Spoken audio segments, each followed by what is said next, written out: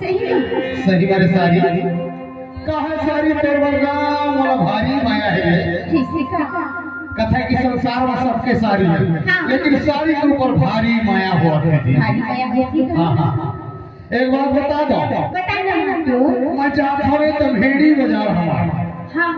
तोर काल हम कह के बोल मारे हाजी तो सुनना भाटो हाँ हाँ हाँ बता तो हाँ साड़ी लाने में कैसा काम ऐसे तोर वो साड़ी ला दे और कहूँ अगर मैं लीला बाजार चल देवता तो सुनना भाटो नहीं बता तो हाँ हाँ वाह रे तोर माया भीतर ले माया है रे ये बता कुछ खाई खोजा लीजिए ये भाटो हाँ हाँ बता तो हाँ हाँ थोड़ी चपचे की बतावे हाँ हाँ हाँ जलेबी लाने में कैसा काम जो लाल लाल रहते बोला बोला चल ला दी को ना बात है हाँ लाने में कैसा कथा ना साड़ी के ऊपर भारी माया है नरे कितना करीब लान होती हाँ हाँ कोई लाने में कैसा तो 2 किलो हाँ हाँ वाह 2 किलो जलेबी चल ठीक है अच्छी खराय है जा भाई ठीक है तोर बरला हूँ सो पठी सारी सुनो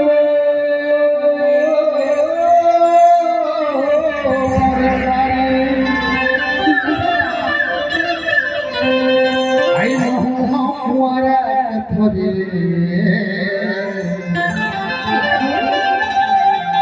हवस वो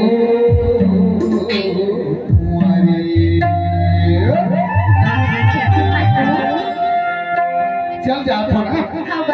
ये damehadi बाजार के साड़ी ये होलीना सहार के साया ये बारी सड़क के झूलना चल के वो गंगीना फुटवारी की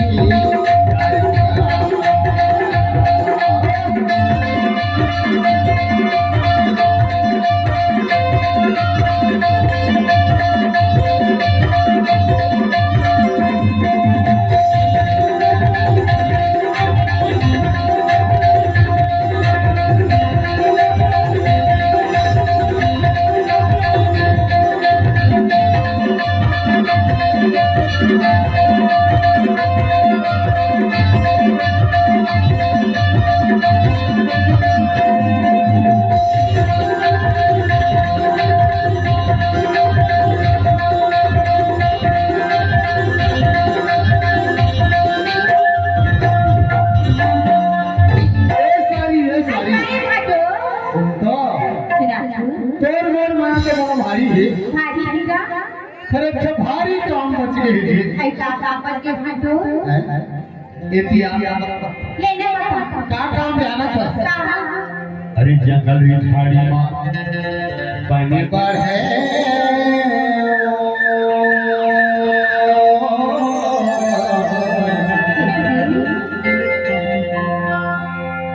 ना तो जीवेरा जुड़ावे मयानो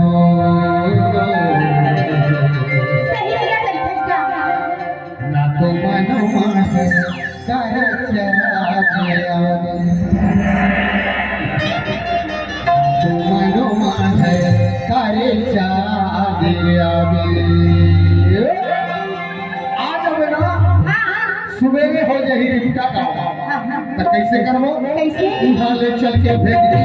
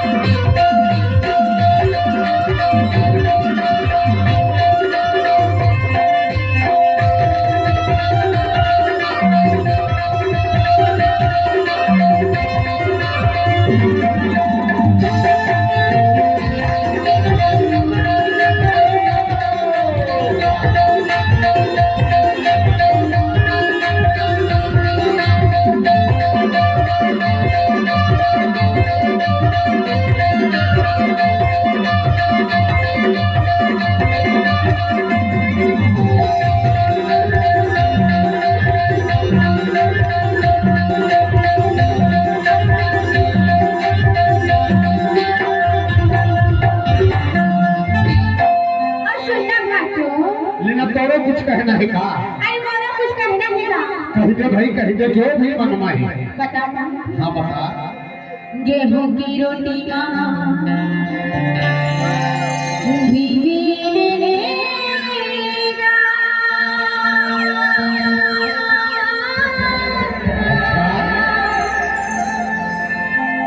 बोली थोड़ी जान दिवे मोर घाटो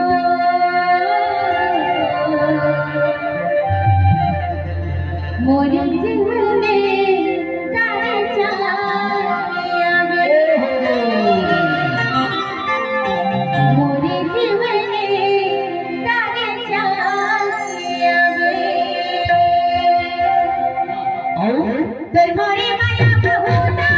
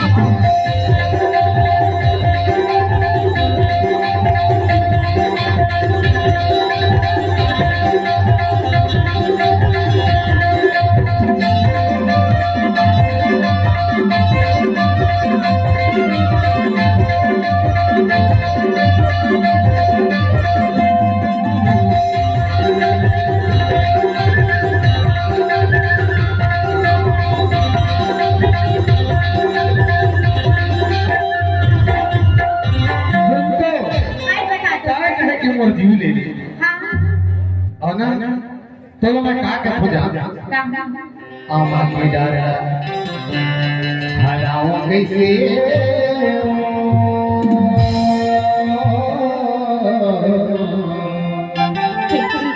ऐसे पूरी नामा रे खस दे